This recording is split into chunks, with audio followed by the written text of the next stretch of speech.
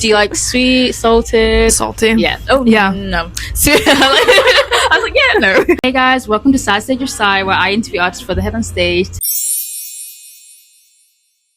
Today I'm with Renon. Nice to meet you. How do you feel about being in Toronto? I feel good. I've been here for like the whole week for the full festival. I've been going to like tons of events, and it's been probably my best experience in Toronto so far. Oh, yeah. I love that. So you originally trained as a jazz musician before moving into alt pop. What made you want to transition genres? Well, I went to jazz school, and I kind of always knew that I wanted to do more of like alternative stuff anyways, but I just went into jazz to like challenge myself and like learn properly, and then I kind of like used parts of that into pop music. But I've definitely always kind of been like more this than a jazz singer. Yeah. I love that. And I'm like very into like alt pop, so yeah, definitely on my alley. Yeah. So your music still carries jazz-inspired chord progressions and vocal control. Do you feel jazz gives you an advantage creatively compared to traditional pop artists? I wouldn't say that like you need the training to be a certain way, but I do think for me it like changed the way I write, it changed the way I sang, and just gave me so much more language and like more interesting choices to make when it came to writing a song or like production or what instruments to use. Yeah, it definitely like it changed me for the better, but I don't think you necessarily need to like have jazz or classical training to do great pop, you know? Yeah, I agree. You describe your world aesthetically as campy, gothic, pink and black. Where did that visual identity come from? It's been here from the start. Like it really has. I just like when I started my like artist project where like I've been singing forever and like doing covers, and then when I started my own stuff, I just wanted to like mix in stuff that felt very me. Pink's my favorite color. I always knew I wouldn't wear like full pink. I'm still like, you know, have that more like alt fashion, I guess. So I just kind of mixed it, and we've gone this. We've done it everywhere. Yeah. My hair is this now. It's just but it's like I love it. It suits you so much as well. Like you rock it so well. So your songs feel emotionally theatrical, almost like scenes in a movie. Do visuals come first or the music? Definitely the music, but I am a very visual person. Like the music comes first, but I'm a very visual person. Like even with like outfits, like the second I hear a song, even if it's not mine, I'm like I can picture a music video or like what the colors feel like and all that stuff. So it's kind of a mix. They kind of like inspire each other, but I definitely think I don't like think of a visual and then write. It probably comes after. We have to pause the interview. We do because we're like in the bathroom and there's people walking. There's a lot of people. Okay. Wow. Yeah. Sometimes I'm lazy. I get bored. I get scared. I feel ignored. I get happy. I feel silly. Whatever it is. Is there any like something specific, if music video or movie, that kind of helped you fit that scene? So many. I'm very much like a pop fan. So I grew up like 2000s, like just watching videos on repeat on like a weird website, like stuff I should not have been watching, just all the pop stuff. But I just like I've always loved the performance and like the theatrics of a pop music video. But I don't know specifically with my friends, like if we're hanging out, it's like music videos on the TV and we're like this one next. So like there's so many. No, there is. And I remember Vivo as well. Vivo, of course. That was so she still exists. Yes, she does.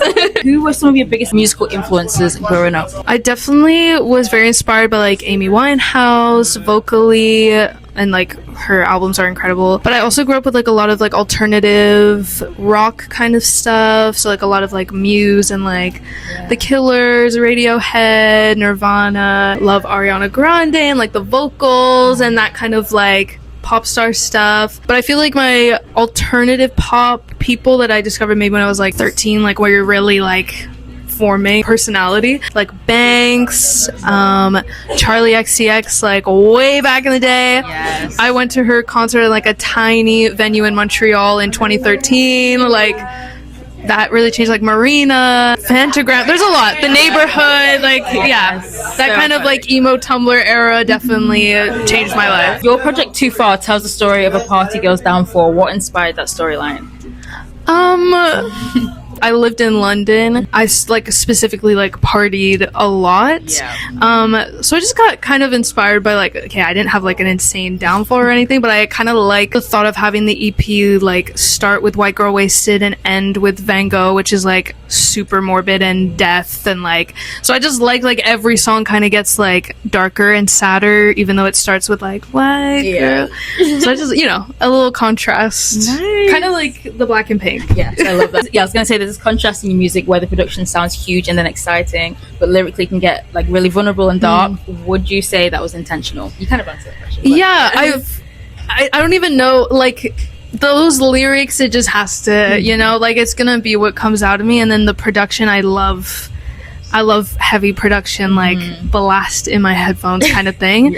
So yeah, they just go together. What song on Too Far was hardest emotionally to write? Probably Nowhere to Go, even though it's kind of fun. It's probably one of the saddest ones on that project. Or like Caution Tape 2 is like, I don't even listen to that much, or like it feels very vulnerable and like a little like, oh my god, I'm saying this. And your song White Girl Wasted became one of your standout tracks. Do you expect people to connect with it the way that they did? Like, yes and no. When I wrote it, I was like, it's kind of silly. I loved the idea of having the title of White Girl Wasted as a song. So I was hoping that people would be like, what is that? I think it makes sense that people, I feel like it gets the most reactions during live shows, and like, it's like a time for everyone to just be like, ah. You know? We were literally like in the crowd, and as soon as you said, yeah, guys, where did you get White Girl? I was like, is it the White Girl Wasted dance? Like, say something embarrassing.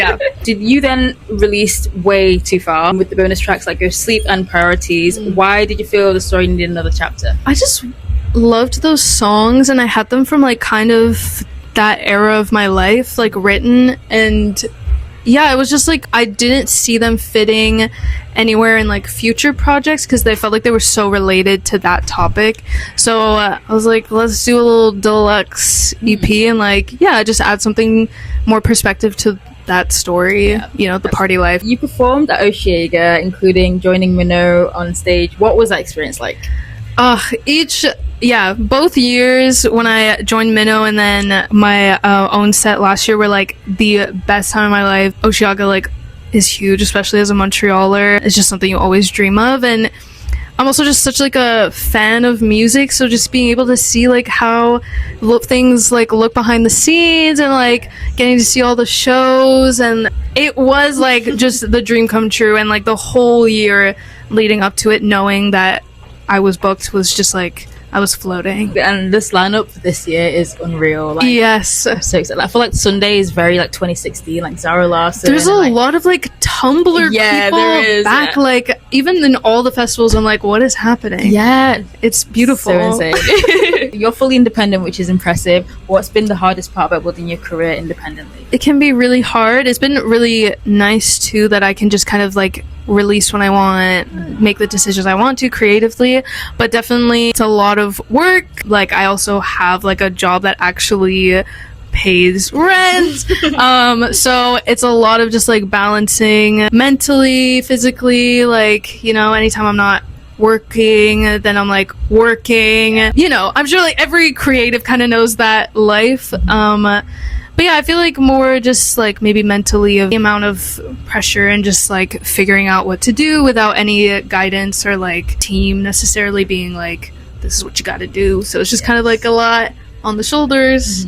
That's okay. What's one thing people misunderstand about you as an artist? Especially with like female artists, if it's more like pop or more like sensual, I feel like there is sometimes not like a judgment, but like a label is like, that's like pop, it's like easy, it's nothing like deep or like complicated. So I just feel like maybe, especially with like White Girl Wasted or whatever, being like a standout track, there might be some misunderstanding of like what I'm about. Yeah, I feel like maybe just like, you know, pop girls are constantly like treated like what they're doing is not hard. When you're not making music, what kind of things help you recharge creatively? I feel like lately in the past few years of my life has been really important and beautiful time to just like not think about that and just laugh. Love my friends. Okay, so we've got a few trivia questions now. Oh my god.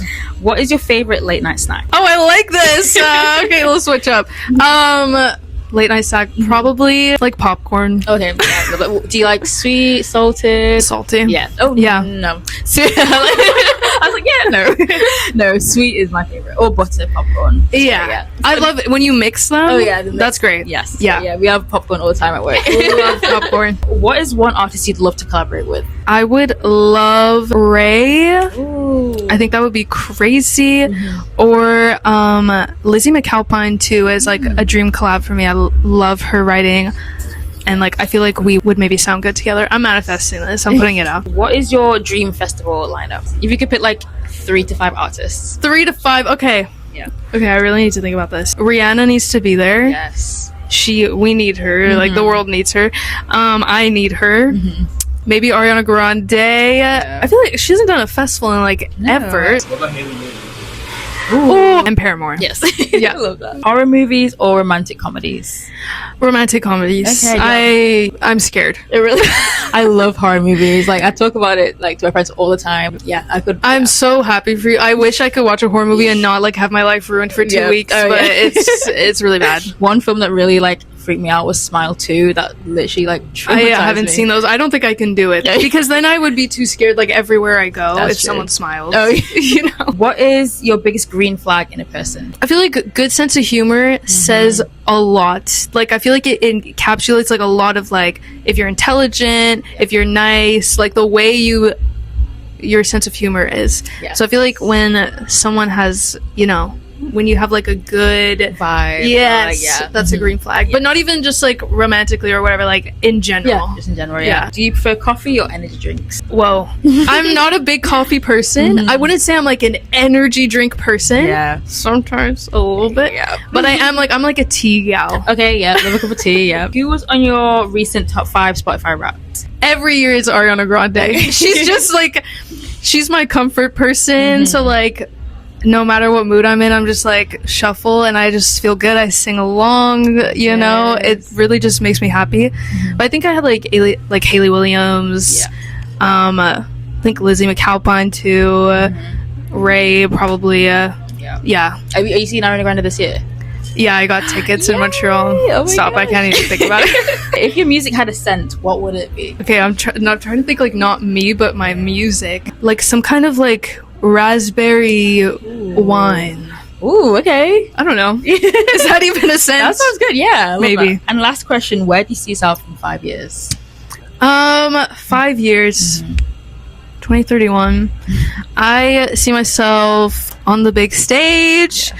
If I'm in Toronto in 2031, I'm hoping it's for Scotiabank Arena. And you know, like headlining festivals or just like doing the big stuff, release a few albums. Okay, 5 years is like a lot to do that, but you know, on the rise. Yeah, no, for sure. Yeah. Love that. And that's it. Thank you, guys. Thank you. You can be part of the interview. Do you have anything you want to say? I'm sorry. I'm not sorry.